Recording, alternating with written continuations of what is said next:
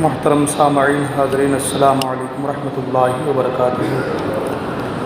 نحمدہ ونصلی علی رسولہ الکریم، اما بعد فاعوذ باللہ من الشیطان الرجیم، بفضلک بسم اللہ الرحمن الرحیم، وکذالک نری ابراہیم ملکوت السماوات والارض ولیکون من الموقنین۔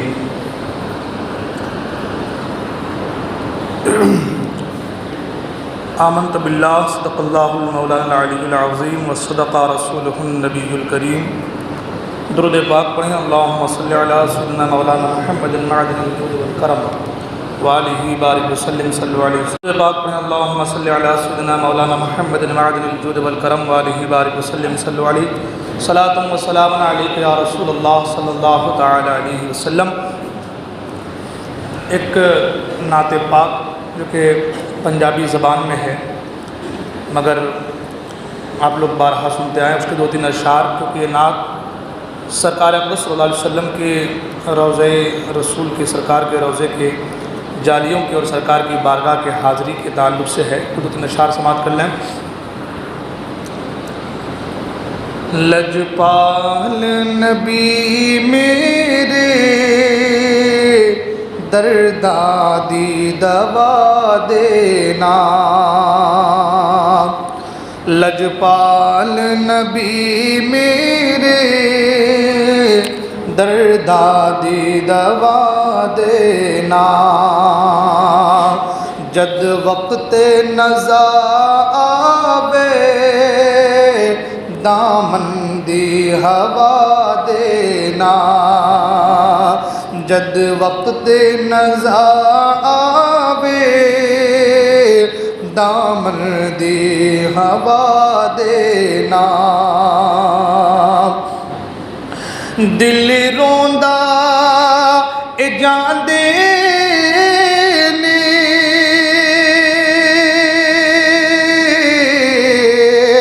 جد لوک مدینے نو دل روندا اے جان دے نے، جد لوک مدینے نو ہن سانو بھی آقا دربار وکھا دینا، ہن سانو بھی آقا دربار دکھا دینا، جد وقت نزا آوے دامن دی ہوا دینا، سرکاری دی محفل وچ جھولی ہاں وچا بیٹھے، سرکاری دی محفل وچ جھولی ہاں وچھا بیٹھے، لج رکھ لے میں لج پالا خالی نہ اٹھا دینا،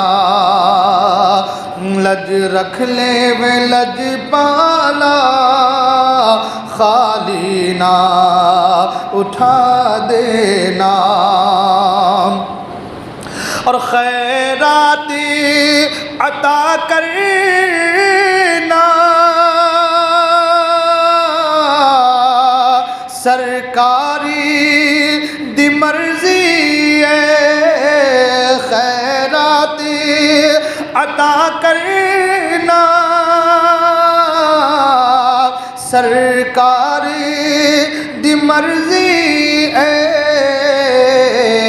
میرا تی سکم اینا جھولی نو بچھا دینا، میرا تی سکم اینا جھولی نو بچھا دینا۔ اور مقطع میں جناب صاحب کہتے ہیں، صائم دی تمنا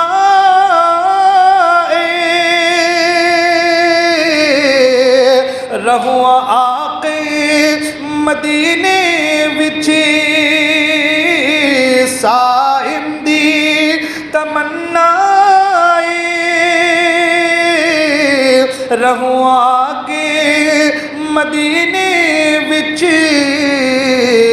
خاطبہ دے کتیاں دے پیراں اچ بٹھا دینا خاطبہ دے کتیاں دے پیراں اچ بٹھا دینا لجپال نبی میرے درداں دی دوا دینا جد وقت نزا آئے دامن دی ہوا دینا. درود پاک پڑھیں. اللہم صلی علی سیدنا مولانا محمد معدن الجود والکرم منبع العلم والحلم والحکم والہ الکرام وابنہ الکریم بارک وسلم صلو علیہ صلاۃ و سلام علیک یا رسول اللہ صلی اللہ تعالی علیہ وسلم. حضرات محترم، انبیاء اکرام کی تاریخ میں حضرت سیدنا ابراہیم علیہ السلام کو ایک غیر معمولی اہمیت حاصل ہے. آپ کے کردار کا تذکرہ دنیا کی تمام معروف کتابوں میں تفصیل کے ساتھ موجود ہے. دنیا کا کون سا خطہ ایسا ہے جہاں کے مسلمان، یہودی اور عیسائی حضرت ابراہیم علیہ السلام کے نام سے واقف نہیں ہیں؟ دنیا کے اکثر لوگ حضرت ابراہیم علیہ السلام کو اپنا پیشوا اور رہنما مانتے ہیں. حضرت سیدنا موسیٰ علیہ السلام اور ہمارے اور آپ کے آقا کریم صلی اللہ تعالی علیہ وسلم انہی کی اولاد میں سے ہیں. انہی کی پھیلائی ہوئی روشنی سے دنیا روشن ہے.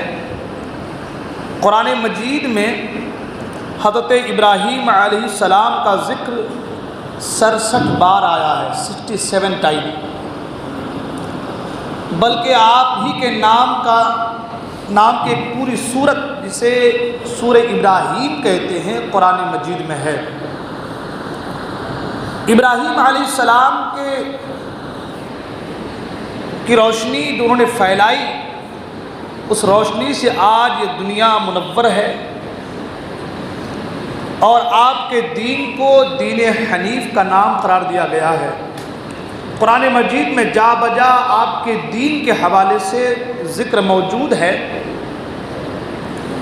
اور آپ کے دین کی پیروی کے حوالے سے بھی موجود ہے کہ ابراہیم علیہ السلام کے دین کی پیروی کی جائے. وَاتَّبِعْ مِلَّةَ إِبْرَاهِيمَ حَنِيفًا.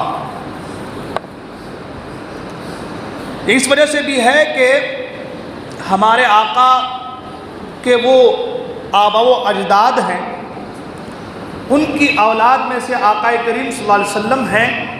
اور وہ جو توحید کی دعوت حضرت سیدنا ابراہیم علیہ السلام نے دی تھی، انہی دعوتوں کو، انہی چیزوں کو لے کر کے سرکار ابد قرار صلی اللہ علیہ وسلم نے ہر ایک انسانوں کے سینوں میں جاگزی کرنے کی، اسے ڈالنے کی کوشش کی.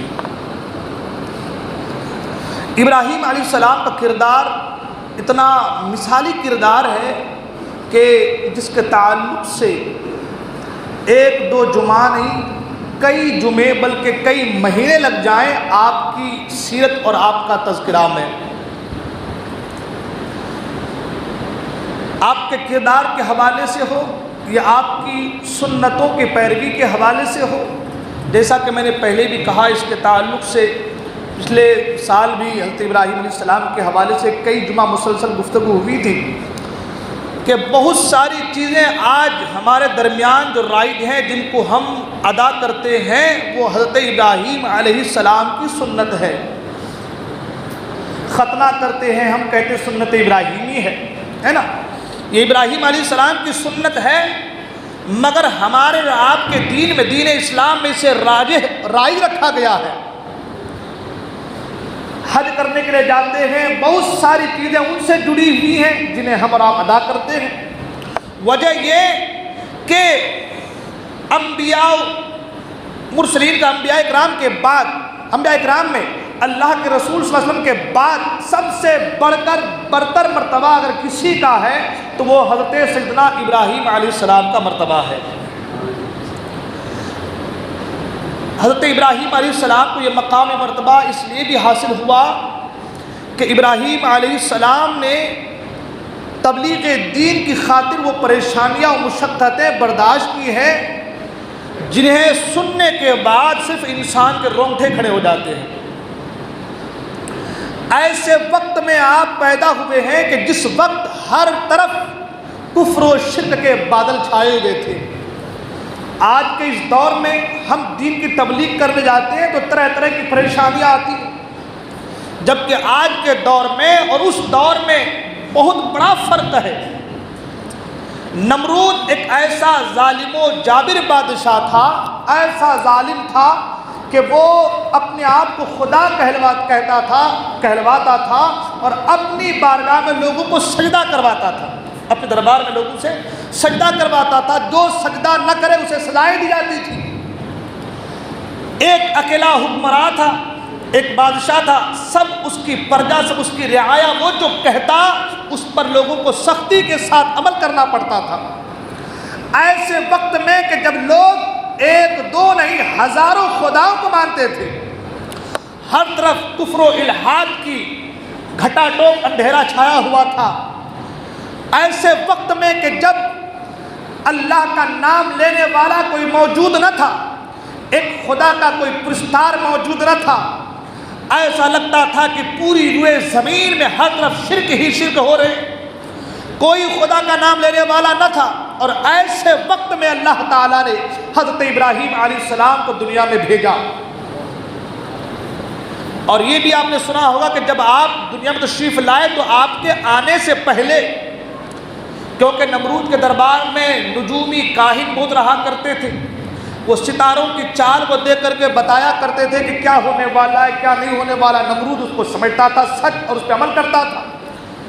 تو ایک رات جب نمرود نے خواب دیکھا کہ ایک ایسا چاند، ایک ایسا سورج روشن ہوا ہے جس کے آگے تمام تر ستاروں کی روشنیاں پھیکی پڑ گئی ہیں، اس نے کہا کہ اس خواب کی تعبیر کیا ہے؟ نجومی نے کہا کہ اس خواب کی تعبیر یہ ہے کہ ایک ایسا بچہ آنے والا ہے کہ جس کی وجہ سے تمہاری سلطنت، تمہارے تخت و تاج سب کے سب تار تار ہو جائیں گے، تمہاری سلطنت ختم ہو جائے گی، تمہارے سلطنت کے ختم ہونے کا باعث وہ بچہ بنے گا۔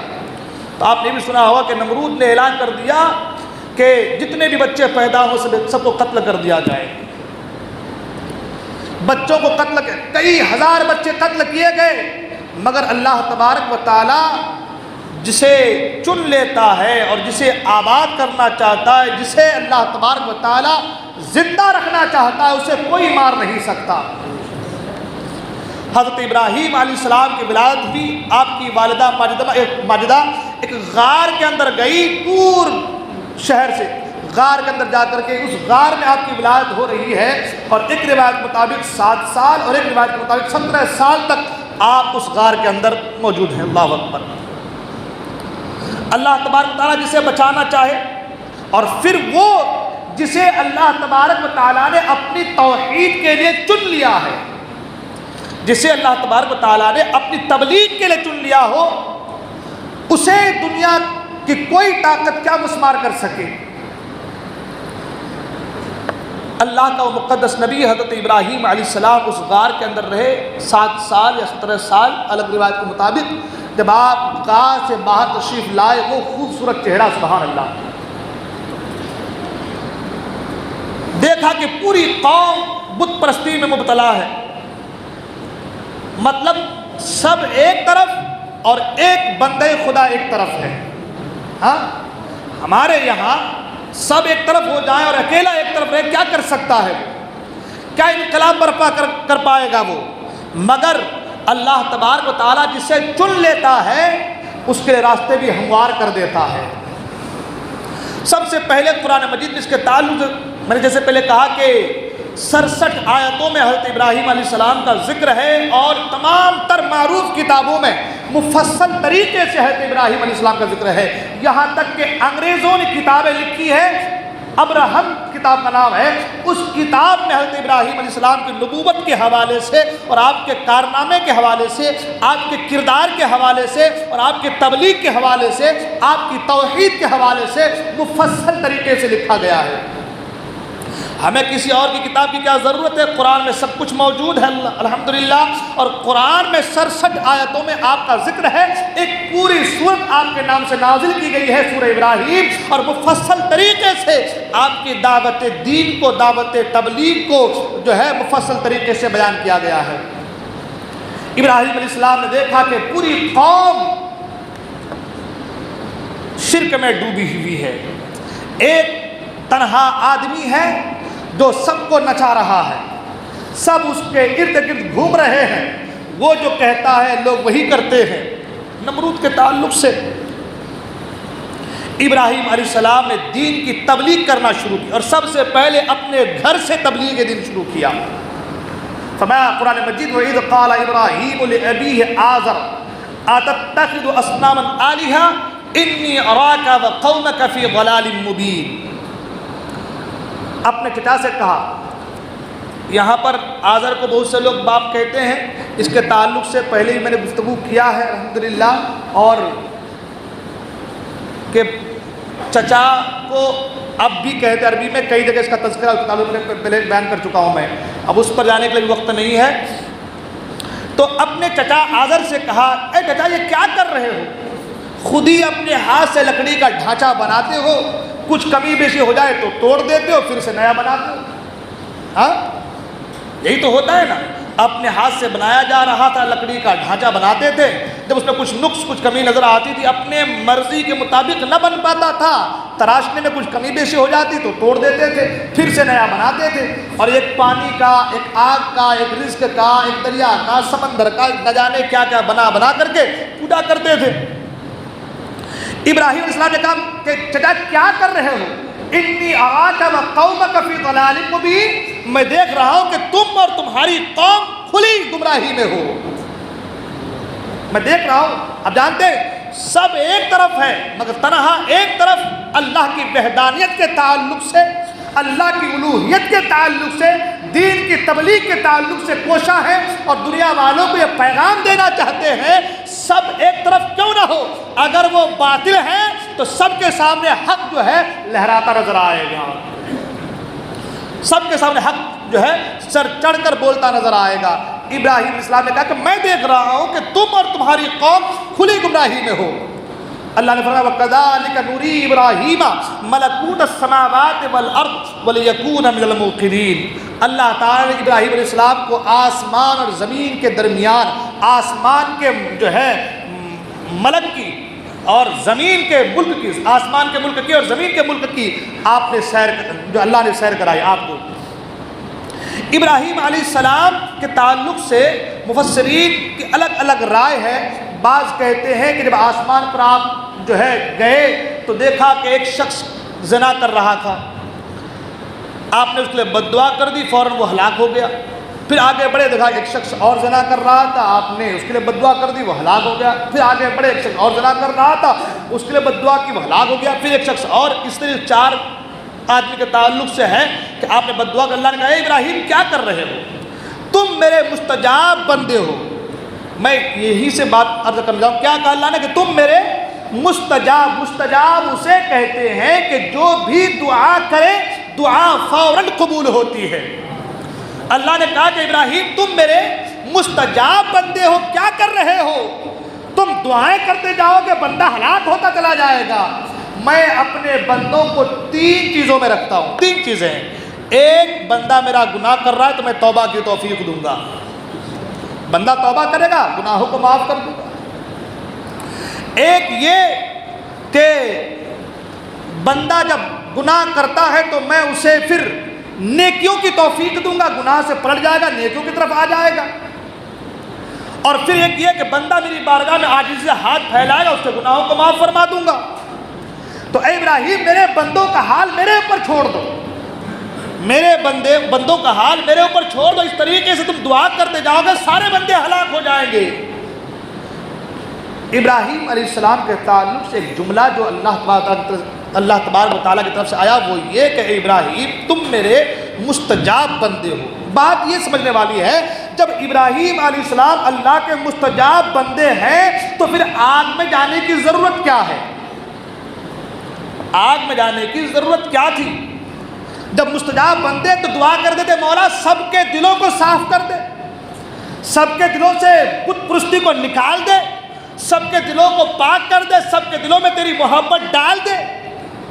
جب مستجاب تھے تو یہ دعا کر دے، مگر آپ نے یہ دعا نہیں کی۔ اس کی وجہ بیان کرنا چاہتا ہوں وہ یہ کہ آج ہمارے یہاں بھی یہ سب باتیں ہوتی ہے، ہم دعائیں کرتے ہیں، دعائیں ہماری قبول نہیں ہوتی، کام نہیں ہمارا بن پاتا ہے نا۔ ہم کیا کہتے ہیں؟ ہم دعائیں کرتے ہیں لیکن کام ہمارا بن نہیں پاتا، رزق کی کمی ہے، بار بار دعائیں ہو رہی ہیں لیکن جو پریشانی ہے وہ ختم نہیں ہو پاتی۔ دیکھیں ابراہیم علیہ السلام مستجاب الدعوات تھے، ہاں جو بھی دعا کرتے قبول ہوتی، مگر آپ نے دعا نہیں کی، آپ نے دعا نہیں کی بلکہ ایک اپنی کارکردگی کو، اپنے کردار کو بتایا کہ دیکھو دین کی تبلیغ کے لیے صرف دعا کرنا ضروری نہیں ہے، دعا کے ساتھ ساتھ اپنے کردار کو بھی مثال بنانے کی ضرورت ہے۔ دعا کے ساتھ ساتھ اپنے کردار کو بھی، آج ہم کہہ رہے ہیں نا ہم نماز پڑھ رہے ہیں، ہم دعائیں کر رہے ہیں، تو پھر یہ دشمن ہمارے اوپر کیوں چلے آ رہے ہیں؟ دشمن کے دفاع کے لیے بھی آپ کو کوشش کرنا ضروری ہے۔ آقا کریم صلی اللہ علیہ وسلم جب دعا کے لیے ہاتھ اٹھائے تو دعا فوراً قبول ہو۔ سرکار اعلیٰ سرکار فرماتے ہیں اجابت کا صحرا عنایت کا جوڑا، دلہن بن کے نکلی دعائیں محمد، جو دعائیں کرے قبول ہو۔ مگر سرکار جنگوں میں گئے، سریا میں گئے، سرکار کبھی پیٹ پر پتھر باندھے، سرکار کبھی پتھر کھائے ہیں، سرکار کے جسم پر کبھی اوجھری ڈالی گئی ہے، کبھی گلے میں رسی کا پھندا ڈال کر کھینچا گیا ہے، اتنی تکلیفیں برداشت کی ہیں میرے مصطفیٰ نے۔ وجہ تعلیم دیا اپنی امت کو دیکھو دعا اپنی جگہ ہے، عبادت اپنی جگہ ہے، مگر دین کے لیے کام کرنا یہ اپنی جگہ ہے۔ تو جہاں ہمیں دعا پر بھروسہ ہے کہ بے شک اللہ دعا قبول کرتا ہے، دعاؤں کو سنتا ہے، عبادت ہم کرتے ہیں، نمازیں پڑھتے ہیں، وہی ساتھ ساتھ ہمیں اپنے کردار کو بھی بے مثال بنانے کی ضرورت ہے۔ ہمیں یہ بتانا ہے کہ ہم دین کے سپاہی ہیں، جہاں بھی دین پر آنچ آئے ہم وہاں پر ہمیشہ تیار رہیں گے۔ یہی طریقہ رہا ہے ہمارے مسلمانوں کا، یہی طریقہ رہا ہے صحابہ اکرام کا۔ تبھی تو قرآن نے کہا ہے نا محمد رسول اللہ والذین معہ اشداء علی الکفار، جو رسول کے ساتھی ہیں اشداء علی الکفار، وہ کفاروں کے سخت ہیں، اور رحماء بینہم، آپس میں محبت کرنے والے، رحم کرنے والے۔ یہ قرآن کہہ رہا ہے، یہ قرآن کا اعلان ہے۔ یہ آج ہمارا ایک عجب ایک نیا طریقہ ہمارے اندر آ گئی ہے کہ بھائی بس نمازیں پڑھو، دعائیں کرو، کچھ کرنے کی ضرورت نہیں ہے۔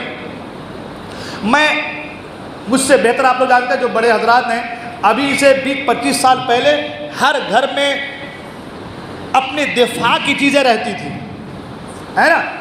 آج ہمارے گھروں میں نہیں ہے وہ چیزیں۔ ہمارا کام صرف کیا، ہم صرف دنیا کی چکا چوند میں اس قدر منہمک ہو چکے ہیں کہ اپنے اسلاف کی فرامین کو، اپنے اسلاف کے طریقوں کو ہم فراموش کر بیٹھے ہیں، ہے نا۔ تو اپنے دفاع کی صورتیں ہر دور میں رہی اور کرنی بھی چاہیے، دعا پر بھروسہ ہونی چاہیے، مگر ساتھ ہی ساتھ دین کی تبلیغ کے لیے اپنی کردار کو، اپنی کارکردگی کو بہتر بنانے کی بھی ضرورت ہے۔ دونوں چیزیں ہونی چاہیے۔ تو ابراہیم علیہ السلام مستجاب الدعوات تھے، جو دعا کرتے قبول ہوتی، مگر انہوں نے ایک طریقہ دیا، طریقہ یہ دیا کہ دین کی تبلیغ میں پریشانیاں، مشقتیں برداشت کرو، اللہ تعالیٰ اس کا بہتر صلہ عطا فرمائے گا۔ ابراہیم علیہ السلام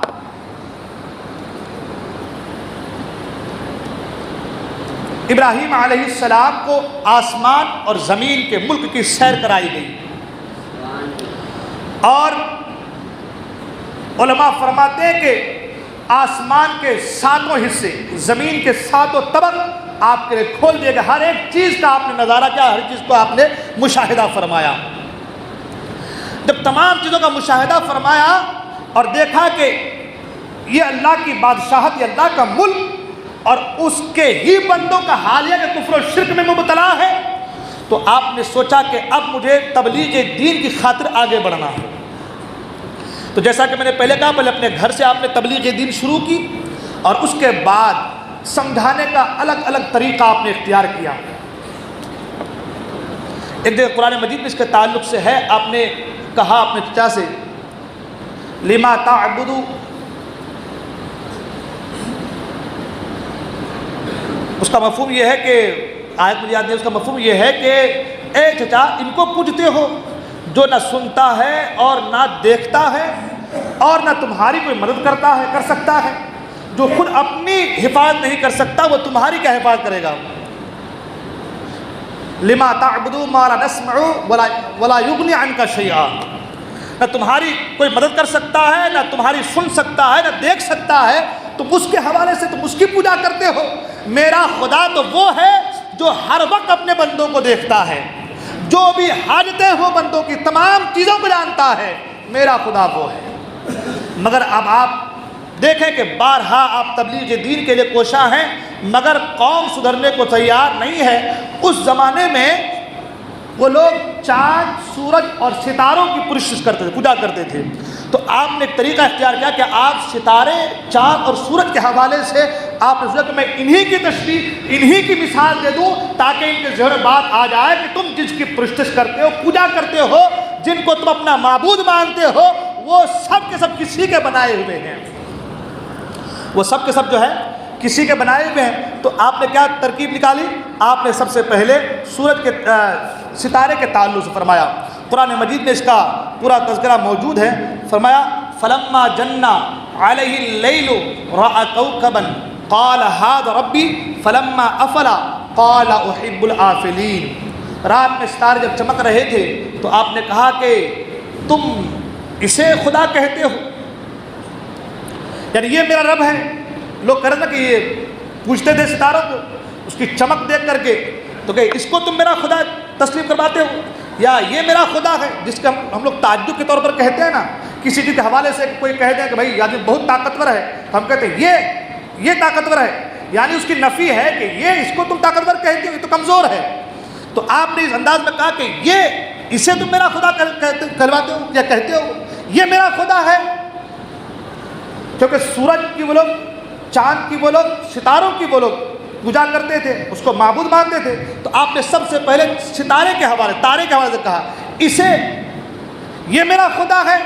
جب ستارہ ڈوب گیا، اس کی روشنی ختم ہو گئی، صبح کی سفیدی نمودار ہو گئی، اس کی روشنی ختم ہو گئی، تو آپ نے کہا کہ جو غروب ہو جائے، جو ڈوب جائے، میں اسے پسند نہیں کرتا، یعنی وہ میرا خدا نہیں ہو سکتا۔ جو ڈوب جائے وہ میرا خدا ہرگز نہیں ہو سکتا۔ میرا خدا تو حی ہے، زندہ ہے، ہاں میرا خدا تو حی ہے، جو ڈوب جائے، غروب ہو جائے، وہ میرا خدا نہیں ہو سکتا۔ آپ دین کی تبلیغ جو کر رہے ہیں اس کا انداز دیکھیں کہ انہی کو انہی کے حساب سے، انہی کے انداز میں ان کو سمجھا رہے ہیں، بتا رہے ہیں کہ اسے میرا خدا، یہ میرا خدا ہے، تم کہتے ہو نا یہ تو ڈوب گیا، جو ڈوب گیا وہ خدا نہیں ہو سکتا، وہ میرا خدا نہیں ہے۔ پھر اس کے بعد جو ہے رات میں چاند نکلا، جب چاند نکلا تو پھر آپ نے وہی کہا کہ فلما رأى القمر بازغا قال هذا ربي فلما افل قال لئن لم يهدني ربي لأكونن من القوم الضالين۔ جب چاند نکلا تو کہا کہ یہ میرا خدا ہے، اس کو تم لوگ پوجتے ہو، چاند کو، یہ میرا رب ہے۔ جب چاند ڈوب گئے، جب چاند جو ہے ڈوب گیا، صبح کی سفیدی نمودار ہو گئی، جب اس کی روشنی پھیکی پڑ گئی، تو آپ نے کہا کہ اسے میرا خدا کہتے تھے۔ جو ڈوب جائے، جو غروب ہو جائے، وہ کبھی خدا نہیں ہو سکتا، اور میرا رب مجھے اگر ہدایت کے راستے پر نہ رکھتا تو میں گمراہوں میں ہو جاتا۔ یعنی ستارے کے حوالے سے، چاند کے حوالے سے آپ نے ایسی تشبیہ بیان کر دی، ایسی بات بیان کر دی کہ ایک ان پڑھ سے ان پڑھ، جاہل سے جاہل آدمی بھی سوچنے پر مجبور ہو جائے گا، یار ہاں صحیح تو ہے، جو ڈوب جائے وہ کیسے خدا ہے۔ انداز دے کے انہی کی باتوں کو انہی کے انداز میں انہی کے سینوں میں اتارنے کی کوشش کر رہے ہیں، اور توحید کا پرچار اس انداز میں کر رہے ہیں کہ عام آدمی بھی سمجھ جائے کہ یہ جو بندہ کہہ رہا ہے وہ صحیح ہے۔ ہم اگر ہوتے تو ہم اپنے حساب سے آج کے زمانے میں اپنے حساب سے دیتے، ابھی سوشل میڈیا کا دور ہے تو سوشل میڈیا کے حوالے سے بیان کرتے، مگر ابراہیم علیہ السلام کو اللہ تبارک و تعالیٰ نے اپنا برگزیدہ بندہ بنایا۔ اللہ اکبر۔ انداز بھی آپ کا جدا گانا ہے، سبحان اللہ۔ پھر جب چاند کے بعد جب سورج نکلا تو آپ نے کہا یہ میرا رب ہے، یہ تو بہت بڑا ہے، یعنی یہ ستاروں سے بڑا ہے، اس کی روشنی بہت زیادہ ہے، اتنی روشنی والا یہ بڑا ہے، تو تم کیا اسے میرا رب کہلواتے ہو، یا یہ میرا رب ہے؟ جب وہ بھی شام کے وقت ڈوب گیا، غروب ہو گیا، تو اللہ کے اس مقدس نبی نے کہا لوگوں سے کہ دیکھو جو ڈوب جائے وہ خدا نہیں ہو سکتا، اور سنو کہ میں نے اپنا رخ اپنے رب کی طرف کیا، انی وجہت وجہیا للذی فطر السماوات والارض حنیفا وانا من المشرکین، کہا کہ میں نے اپنا رخ اپنے رب کی طرف کیا، وہ خدا جو زمین و آسمان کا پیدا کرنے والا ہے، وہ خدا زمین و آسمان کا پیدا کرنے۔ یہاں بھی علماء فرماتے ہیں کہ سنیں، اللہ کے اس مقدس نبی نے کہا وہ خدا جو زمین و آسمان کا پیدا کرنے والا ہے، یعنی یہ سورج، یہ چاند، ستارے یہ آسمان میں رہتے ہیں، ان کی روشنی آسمان سے زمین تک آتی ہے، تو یہ جو جہاں ہے وہ جس جگہ ہے وہ پورا آسمان بنانے والا میرا خدا ہے، وہ آسمان کا پیدا کرنے والا میرا خدا ہے، اس کی پرتو اس کی لو زمین پر آتی ہے، زمین پر بسنے والے انسان ہوتے ہیں، اس زمین کا پیدا کرنے والا میرا خدا ہے۔ تو جو آسمان کا پیدا کرنے والا ہے، جو زمین کا پیدا کرنے والا ہے، میں نے اپنا چہرہ اس خدائے وحدہ لا شریک کی طرف کیا ہے، اور فرمایا کہ میں مشرکوں میں سے نہیں ہوں۔ ابراہیم علیہ السلام نے جب یہ ترتیب نکالی اور جب یہ طریقہ اختیار کیا تو سب کے دانت کھٹے ہو گئے، مگر کریں تو کیا کریں، ان کو اپنے معبودوں سے بڑی محبت تھی، ہے نا، معبودان باطلہ سے بڑی محبت تھی۔ ایسے کٹر پنتھی لوگ تھے اس زمانے میں، اللہ اکبر، اب اپنے بتوں سے ایسی وفاداری کرنے والے کہ سب ایک طرف مگر بت کی محبت ایک طرف تھی۔ ابراہیم علیہ السلام کے حوالے سے کہ ابراہیم علیہ السلام جب تک کوئی مہمان نہ آتا تو آپ کھانا نہیں کھاتے تھے، نا، جب تک کوئی مہمان نہیں ملتا تھا آپ کھانے کا، اور جب مہمان مل جائے مہمان کے ساتھ کھانا کھائیں، اللہ تعالیٰ اس کھانے کا حساب نہیں لیتا، سبحان اللہ۔ مہمان آتا تو کھانا کھاتے۔ ایک بار مہمان کے تلاش میں نکلے، دیکھا کہ ایک بوڑھا شخص آ رہا ہے، آپ اسے قریب گئے اور کہا کہ چلو ساتھ میں کھانا کھاتے ہیں۔ بوڑھا شخص آیا، بیٹھا کھانا کھانے کے دسترخوان پر۔ ابراہیم علیہ السلام نے کہا شروع کرو کھانا، اللہ کے نام سے شروع کرو۔ تو اس نے کہا کہ میں تو اللہ کو نہیں مانتا، میں تو اللہ کو نہیں مانتا۔ تو بھائی تمہارا میرا کوئی جائیداد زمین والا معاملہ تو ہے نہیں، ہے نا، کوئی رشتہ داری تو ہے نہیں، میں نے تم کو بلایا اس لیے کہ بھائی تم آؤ اللہ کے نام پر کھانا کھاتے ہیں۔ تو اس نے کہا کہ تمہارے چند لقموں کے لیے میں اپنے معبودوں سے بے وفائی نہیں کر سکتا۔ سوچیں کہ اس دور میں کیسے کٹر پنتھی لوگ بھی تھے، ہاں، تمہارے چند لقموں کے لیے میں اپنے معبودوں سے بے وفائی نہیں کر سکتا، میں کھانا نہیں کھاؤں گا چلے گا مگر اللہ کا نام نہیں لوں گا۔ ابراہیم علیہ السلام کو جلال آ گیا، کہا کہ جب اللہ کے نام سے تم کو کھانا نہیں کھانا ہے، جس نے دیا ہے تمہیں پیدا کیا ہے، تو تم یہاں سے چلے جاؤ۔ وہ اٹھ کر چلا گیا، وہ اٹھ کر چلا گیا۔ حضرت جبرائیل امین آئے اور آنے کے بعد کہا کہ ابراہیم اللہ تعالیٰ آپ کو سلام دیتا ہے، سلام کہتا ہے، اور کہا کہ اے ابراہیم آپ نے اس شخص کو کیوں ہٹا دیا، کیوں نکال دیا؟ ابراہیم اس کی عمر کتنی ہوگی؟ ابراہیم علیہ السلام کہا کہ 80 سال ہوں گی۔ تو اللہ تبارک تعالیٰ جو پیغام لے کر جبرائیل آئے تھے، اللہ نے کہا کہ اے ابراہیم میں 80 سال سے اسے کھلا رہا ہوں، وہ میرا ماننے والا نہیں ہے، وہ میرا پرستار نہیں ہے، مگر 80 سال سے اسے کھلا رہا ہوں۔ آج ایک وقت کا کھانا وہ تیرے دسترخوان پر آ کر بیٹھا تو تو نے اٹھا دیا۔ ہاں یہ سچ ہے کہ وہ میرا نام نہیں لیتا تھا، مگر میں وہ ہوں کہ جو مجھے مانتا ہے اسے بھی دیتا ہوں، جو نہیں مانتا اسے بھی عطا کرتا ہوں۔ ابراہیم علیہ السلام فوراً اٹھے اور اٹھنے کے بعد اس شخص کے پیچھے پیچھے گئے اس شخص کے پیچھے پیچھے گئے، دیکھا کہ وہ شخص پہاڑ پہ چڑھ رہا تھا۔ آپ نے اس سے آواز دی، او میاں ادھر آؤ، کھانا ٹھنڈا ہو رہا، کھانا کھاتے ہیں۔ اس نے کہا کہ تمہارا لہجہ اتنی جلدی بدل گیا، اے ابراہیم تمہارا لہجہ اتنی جلدی چین بدل گیا اتنی جلدی؟ ابھی تو تم کہہ رہے تھے کہ جب تک اللہ کا نام نہ لوگے تو کوئی رشتہ داری نہیں، کوئی دوستی نہیں، کچھ نہیں، کھانا نہیں کھا سکتے، ابھی لہجہ بدل گیا۔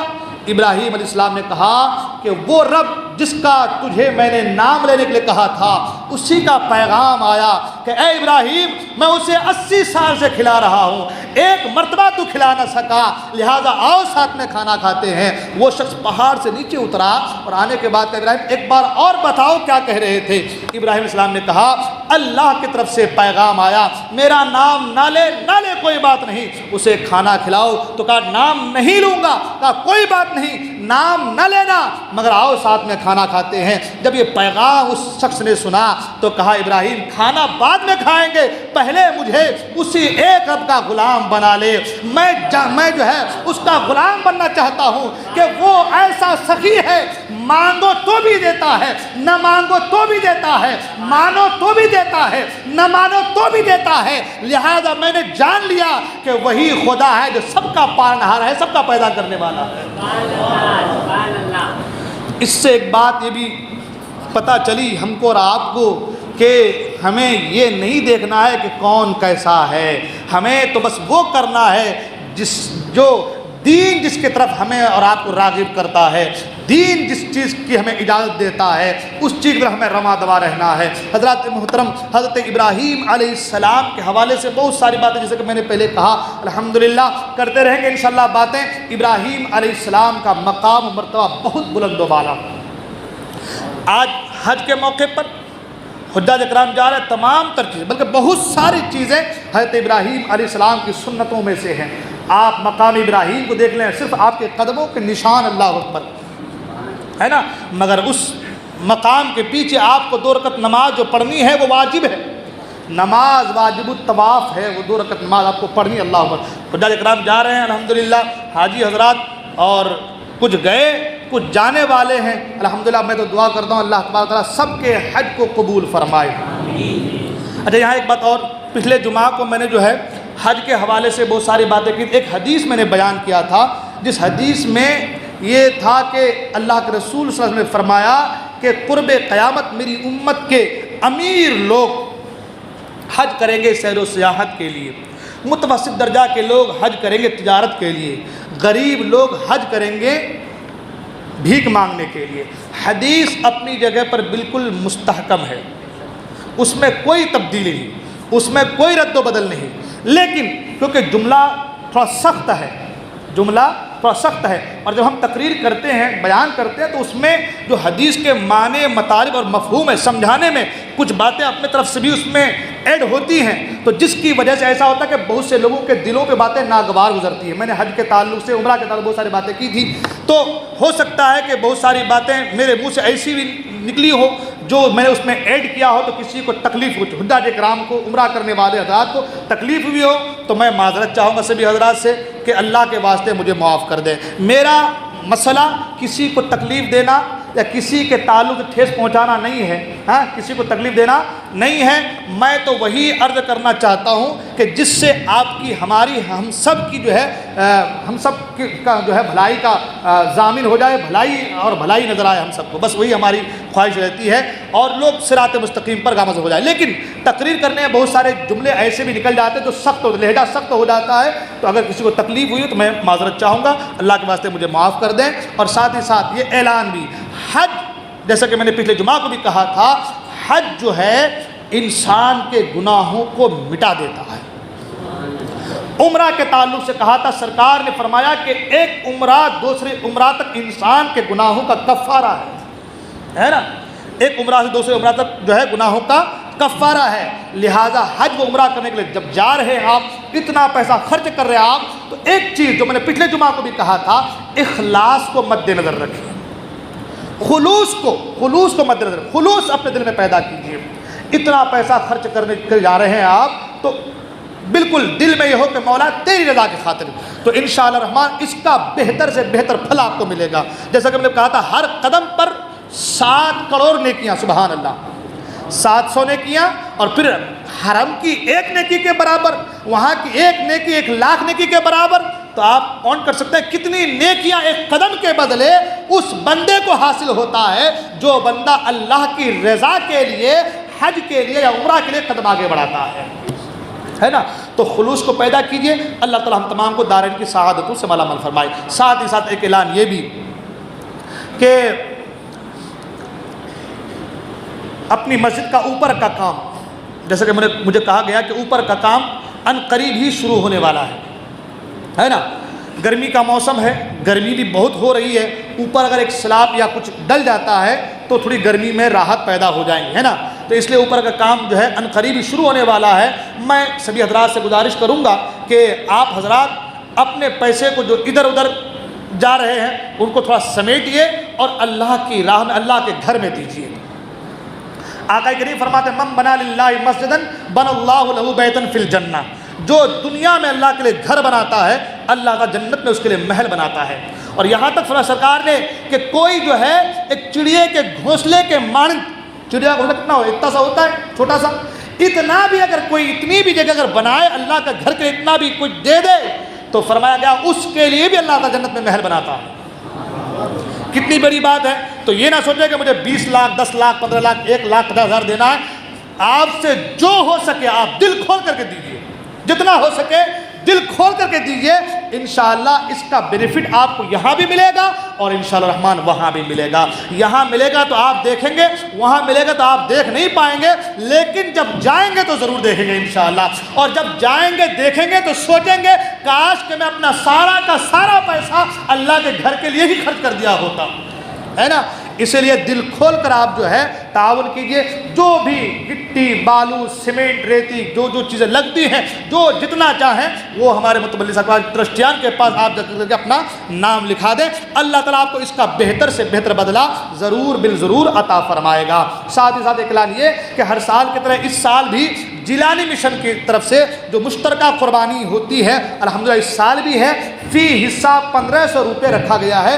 قربانی جو ہے آؤٹ آف مہاراشٹرا ہوں گی.